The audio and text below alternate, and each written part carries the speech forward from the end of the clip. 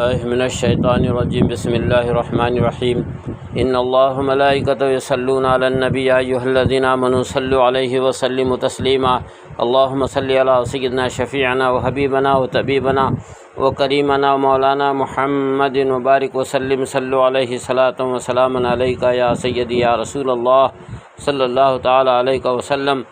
حاضرین، خانقاہ عالیہ خدا نمایہ میں زکوٰۃ سے متعلق بیان جاری ہے۔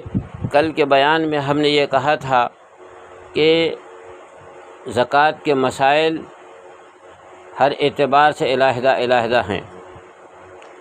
ہم نے کل سونے کی زکوٰۃ پر گفتگو کی کہ آج موجودہ زمانے میں سب سے مہنگی زکوٰۃ اگر ہے تو وہ سونے کی زکوٰۃ ہے، اس لیے کہ سونے کا جو بھاؤ ہے وہ مارکیٹ میں آج 50,000 کے آس پاس چل رہا ہے، 1 تولے کا 10 گرام کا۔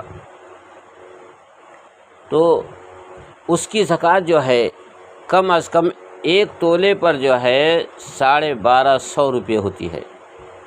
تو 1250 روپے زکوٰۃ 1 تولہ سونے پر ہوتی ہے۔ تو آپ اپنے گھر میں کتنا سونا ہے یہ آپ اس کا حساب کر کے جو ہے اس کی زکوٰۃ نکالیں گے اور زکوٰۃ ادا کریں گے۔ اگر 7.5 تولے سونے سے کم اگر آپ کے پاس ہے اور اس کے گہنے بنے ہوئے آپ کی عورتیں استعمال کرتی ہیں تو اس پر کوئی زکوٰۃ نہیں ہے۔ لیکن 7.5 تولے سونے کی مقدار کو پہنچ جاتے ہیں یا سونا 7.5 تولے ہے نہیں ہے، یعنی کچھ کم ہے اور چاندی ہے، تو دونوں کا نصاب ملا دینے سے اگر وہ نصاب پورا ہو جاتا ہے تو آپ پر زکوٰۃ واجب ہو جاتی ہے۔ جتنا سونا ہے سونے کی زکوٰۃ سونے کے قیمت کے حساب سے نکالیں گے اور چاندی کی زکوٰۃ چاندی کے قیمت کے حساب سے نکالیں گے۔ بہرکیف آپ کو زکوٰۃ کسی صورت میں معاف نہیں ہوگی جو مالک نصاب ہیں۔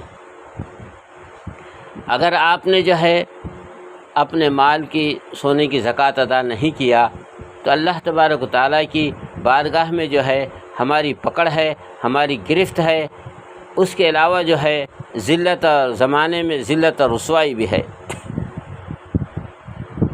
حاضرین، ہم نے دیکھا ہے کہ جو لوگ سونے کی زکوٰۃ اپنے نہیں نکالتے ہیں تو دیکھا یہ گیا کہ بیماریاں اور بلائیں جو ہے ان کے گھروں میں گھسی اور پھر وہ سونا بیچ کر کے جو ہے دواخانوں کے بل بھرنا پڑا ہے، لاکھوں روپئے۔ تو اس سے بہتر یہ ہے کہ تم جو ہے اپنے سونے اور چاندی کی جو زکوٰۃ ہم پر نکلتی ہے اس کو ادا کرنے کی کوشش کریں۔ کچھ لوگ جو ہے اماؤنٹ کے اندر ایف ڈی کر دیتے ہیں، یعنی ان کے پاس جو نقد روپئے ہیں اس کے جو ہے ایف ڈی بناتے ہیں بینکوں میں، ایل آئی سی کر دیتے ہیں۔ تو آپ نے جتنے کی ایف ڈی کی ہے تو ایف ڈی کی رقم جو ہے اگر نصاب کو پہنچ جاتی ہے، ایف ڈی کی رقم جو ہے آپ کی، آپ مالک نصاب ہیں اگر، اور آپ نے ایف ڈی بچوں کے نام پہ کر دیا، بیوی کے نام پہ کر دیا یا خود کے نام پر کر دیا، تو اس ایف ڈی کی زکوٰۃ بھی آپ کو ادا کرنی ہے۔ ایف ڈی کا معنی جو فکس ڈپازٹ آپ جو ہے بینکوں میں کرتے ہیں، تو جتنی آپ کی وہ رقم ہے فکس ڈپازٹ اس کی بھی زکوٰۃ آپ کو نکالنی ہے۔ اگر آپ اس کی زکوٰۃ نہیں نکالتے ہیں تو بھی آپ گنہگار ہیں۔ اور ایل آئی سی جس کو بیمہ پالیسی کہتے ہیں وہ تو شریعت میں ہمارے نزدیک درست نہیں ہے۔ اور آج کل جو ہے ہمارے جو مسلم بھائی ہیں وہ جو ہے ایل آئی سی کی پالیسی کرتے ہیں، پالیسی یہ شریعت اس کو پسند نہیں کرتی ہے اور یہ جو ہے ناجائز ہے۔ اب اس کے علاوہ جو ہے رمضان المبارک کے اندر کچھ لوگ اپنی زکوٰۃ کے اندر 1 درجن لنگیاں لا لیے، کچھ ساڑیاں لا لیے، کچھ دوپٹے اور رومال لا لیے، اور وہ جو ہے لوگوں کے اندر جو ہے تقسیم کرنا شروع کر دیے، تو یہ آپ کی زکوٰۃ ادا نہیں ہوگی، اس لیے کہ شریعت نے آپ کو یہ حکم نہیں دیا ہے کہ آپ اپنے زکوٰۃ کے پیسوں سے لے کر کے کپڑے خریدو اور جو ہے امت کے اندر مسلمانوں میں تقسیم کرو۔ اس کا حکم شریعت نے نہیں دیا ہے، یہ شریعت مطہرہ کے خلاف عمل ہے، اللہ تبارک و تعالیٰ کو پسند نہیں ہے۔ آپ اگر جو ہے ساڑیاں، کپڑے، لنگیاں، رومال بانٹ رہے ہیں تو آپ کی جو ہے محلے میں، بستی میں شہرت ہو رہی ہے، ارے فلاں صاحب، فلاں حاجی صاحب، فلاں سیٹ جو ہے کپڑے تقسیم کر رہے ہیں، چلو جا کے لے کر آئیں گے، تو اللہ تبارک و تعالیٰ کل قیامت میں کہے گا کہ تو نے اپنی شہرت کے خاطر بانٹ دیا، تیری شہرت دنیا میں ہو گئی، تیری زکوٰۃ ادا نہیں ہوئی۔ تو عزیز اور دوستو، ایسے عمل سے بھی بچیں۔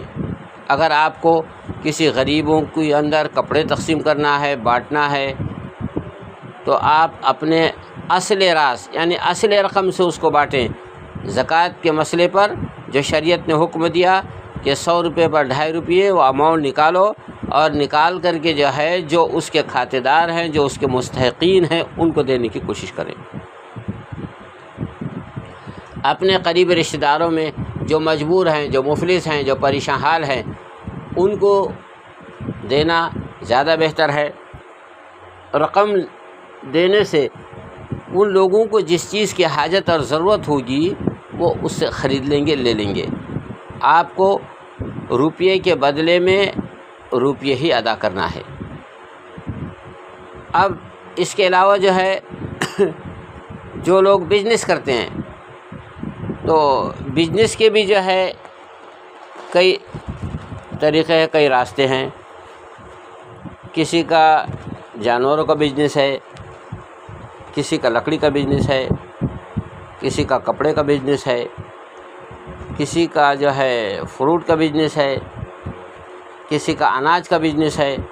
تو الغرض جو ہے یہ جتنے تجار حضرات ہیں، تو ان تمام تاجرین کے لیے شریعت کا یہی حکم ہے کہ آپ جو ہے اپنے منافع میں، آپ کے انکم میں سے 100 روپے پہ 2.5 روپے زکوٰۃ نکالیں گے۔ تاجروں کے اماؤنٹ پر، یعنی جو آپ کا مال ہے، مال پر زکوٰۃ نہیں ہے، بلکہ مال کی جو بکری ہوگی اور اس میں جو منافع ہے، اس میں جو ہے 100 روپے پر 2.5 روپے زکوٰۃ ہے۔ اس کو اچھی طرح سمجھ لیں۔ سیل ٹیکس جس کو کہتے ہیں یا انکم ٹیکس جسے کہتے ہیں، وہی بات ہے کہ آپ کے نفع پر، آپ کے انکم پر، آپ کے سیل پر جو ہے آپ کو 100 روپے پر 2.5 روپے زکوٰۃ ادا کرنی ہے۔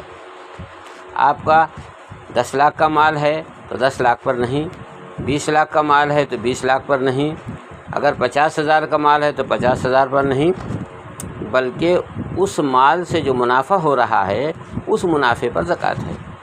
اسی طرح سے کچھ لوگ جو ہے اپنے گھر میں رہنے کے علاوہ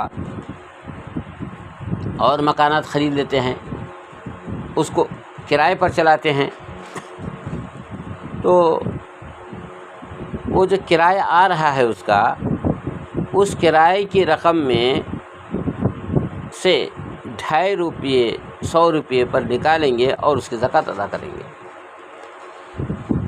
تو یہ جو ہے شریعت کا قانون ہے، اس کو اچھی طرح سے سمجھنے کی کوشش کریں۔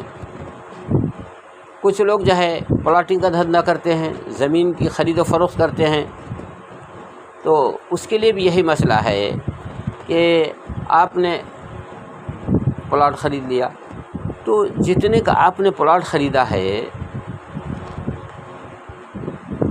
اس کے بکنے پر جو منافع حاصل ہو رہا ہے آپ کو،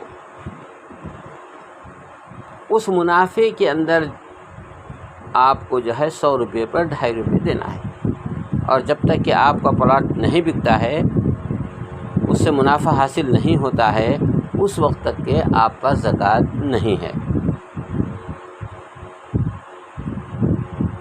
ایسے ہی جو لوگ اپنا رہائشی مکان ہے، بہت کافی اچھا مکان بنا لیا ہے، بہت بڑا محل بنا لیا ہے، خود کے استعمال کا ہے، تو اس پر کوئی زکوٰۃ نہیں ہے۔ لیکن جو اجرت کے لیے، جو کرائے کے لیے مکان تیار کیے، کالونیاں بنائی ہے، رومس بنائے ہیں، تو اس میں زکوٰۃ آپ کو نکالنی ہے۔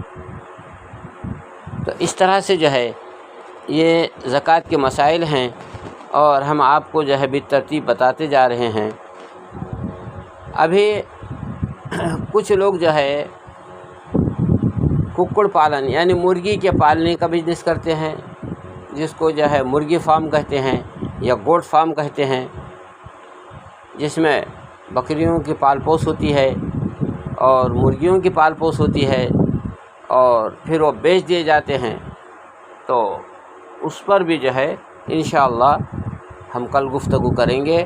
وآخر الدعوانا ان الحمد للہ رب العالمین۔ استغفر اللہ ربی من کل ذنب واتوب الیہ۔ لا الہ الا اللہ وحدہ لا شریک لہ، لہ الملک لہ الحمد، یحیی و یمیت بیدک الخیر وہو علی کل شیء قدیر۔